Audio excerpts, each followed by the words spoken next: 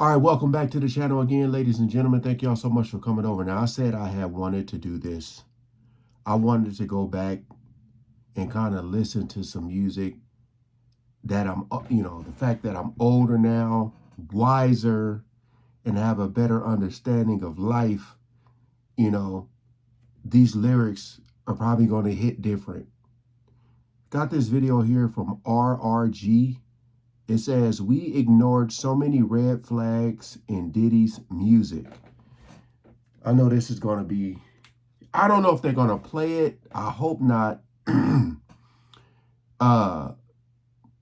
Maybe I can just mute it. And if they show the lyrics, we'll see. We'll see. But again, appreciate all the love and support with you guys coming over. I'm just trying to go back and just see how long was this right in our face and we weren't paying attention to it. So we ain't gonna waste no more time. Let's jump right into it.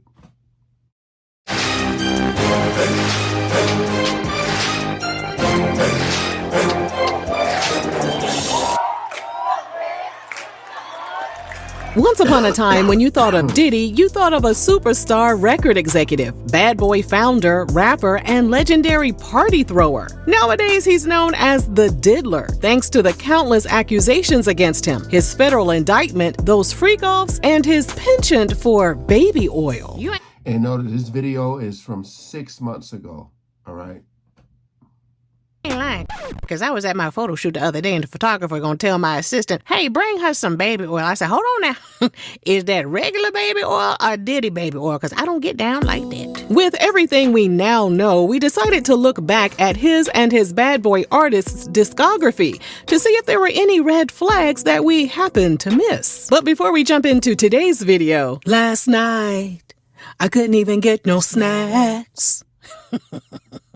Thankfully, our online concession stand at rrgsnacks.com has all of our favorite goodies back in stock, from Western barbecue bacon jerky, freeze-dried goodies, butter toffee peanuts, and gummy sour peach rings. Now, let's get into this hot, stinking mess, shall we? Yes, we shall. The Notorious B.I.G.'s 1997 song, The World Is Filled, featuring Diddy, Too Short, and Carl Thomas, is about as much of a red flag as you'll get. The whole song hasn't aged well, talking about pimps, hoes, and turning people's orientation around. As for Diddy, well, he gives us a real glimpse into the type of man he really is. In the song, he raps, see, we date 'em like we hate 'em. See 'em like we don't need 'em. Treat 'em like we meet 'em. And never give up freedom. And we only give our number to selected few. And it's best that you never knew what good will do. Turn a freak to a bisexual. And if she's flexible, fuck the nigga next to you.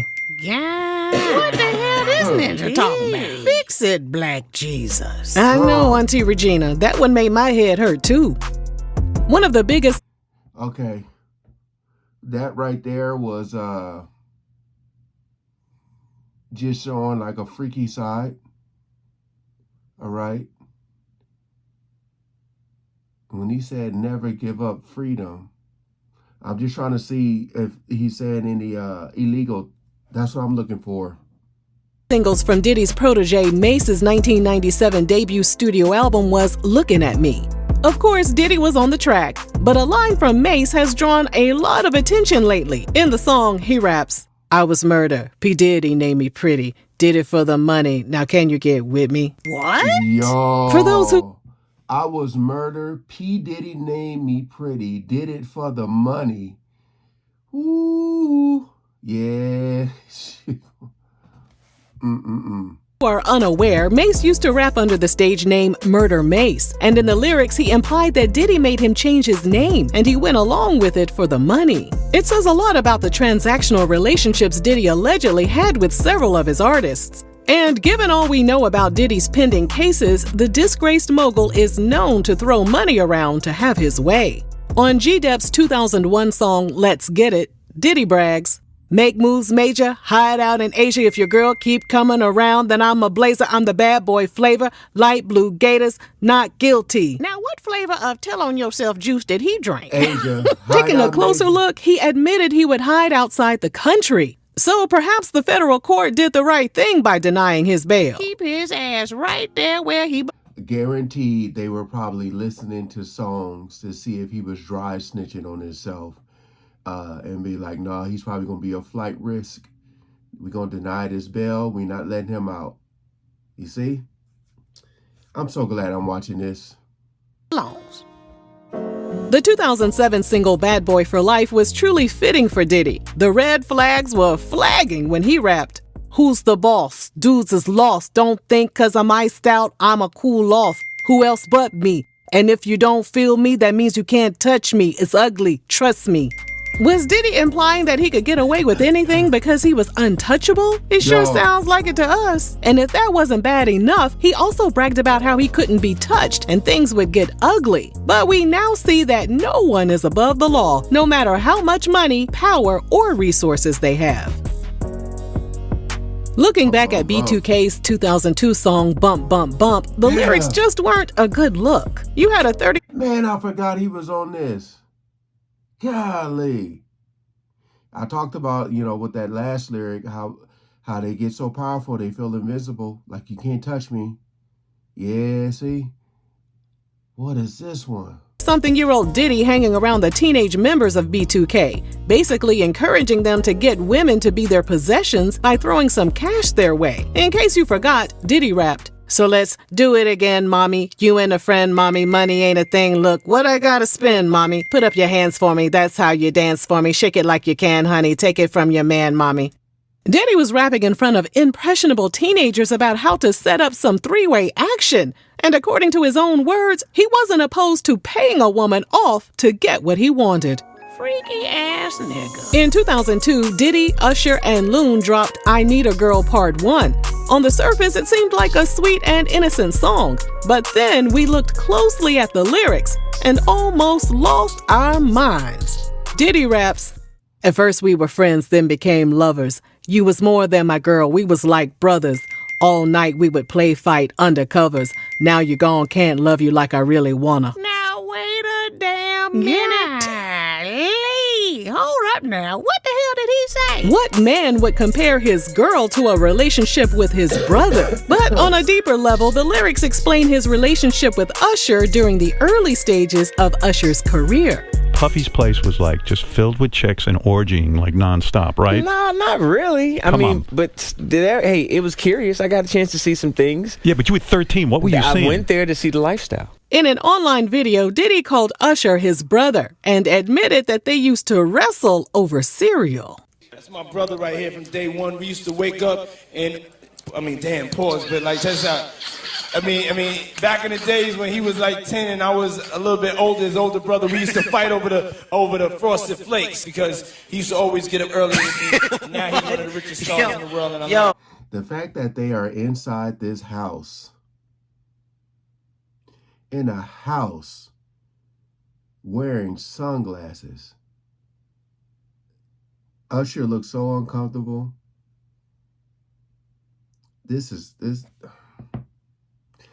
I've seen this before. This is crazy.